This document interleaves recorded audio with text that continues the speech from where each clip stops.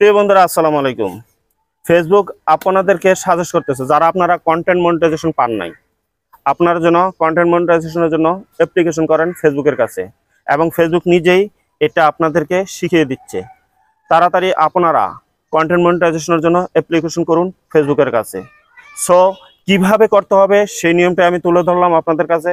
ভিডিওটা আপনারা শেষ পর্যন্ত কন্টিনিউ করবেন, কিভাবে ফেসবুকের কাছে কন্টেন্ট মনিটাইজেশনের জন্য অ্যাপ্লিকেশন করবেন। আর ভিডিওটা দেখে যদি আপনাদের উপকার হয় তাহলে একটা লাইক, একটা কমেন্ট করতে ভুলবেন না। লাইক করলে ভিডিও করার আগ্রহ জাগে, এবং শেয়ার করে দিবেন, অন্যরা যেন শিখতে পারে এবং ফেসবুকের কাছে কন্টেন্ট মনিটাইজেশনের জন্য অ্যাপ্লিকেশন করতে পারে। সো কিভাবে করবেন আমি তুলে ধরলাম। আর কথা বাড়াচ্ছি না, চলে যাচ্ছে মোবাইলের মূল স্ক্রিপে।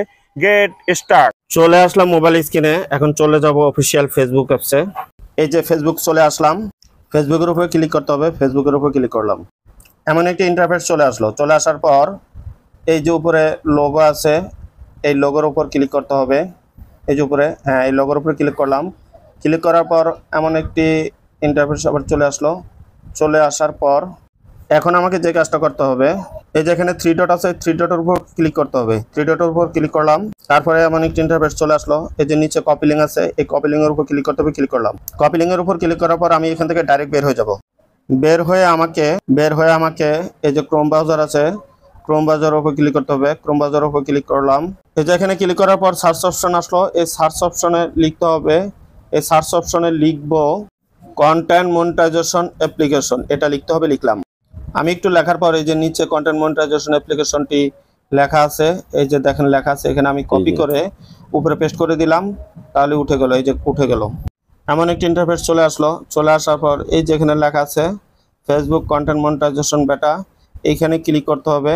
ক্লিক করলাম। ক্লিক করার পর একটু অপেক্ষা করবেন। ক্লিক করার পরে এমন একটি ইন্টারফেস চলে আসলো।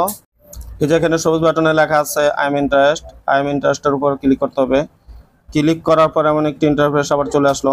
এটা একটু জুম করে আপনাদেরকে দেখাচ্ছি। এই যে এখানে জুম করে দেখাচ্ছি, এখানে লেখা আছে ইমেল, এখানে ফেসবুক ইউআরএল কোড, এমনকি আদার্স ইউআরএল কোড, এগুলি বসায় দিতে হবে আপনাকে। আপনি যে ফেসবুকের আন্ডারে আপনি দিবেন সেটা বসায় দিতে হবে। আমি ফেসবুক থেকে যে কপি লিঙ্ক করে এনেছি, ওই কপি লিঙ্কটা এই যে ফেসবুক এখানে পেস্ট করে বসিয়ে দিতে হবে। যে বসিয়ে দিলাম। এখানে ফেসবুকের কপি লিঙ্কটা বসিয়ে দেওয়ার পর এখানে যে জিমেল আছে, এই জিমেলের আইডিটা পেস্ট করে দেবে। অর্থাৎ এই ফেসবুকটা যেই জিমেলের আন্ডারে খোলা হয়েছে সেই জিমেলটা এখানে পেস্ট করে বসিয়ে দিতে হবে।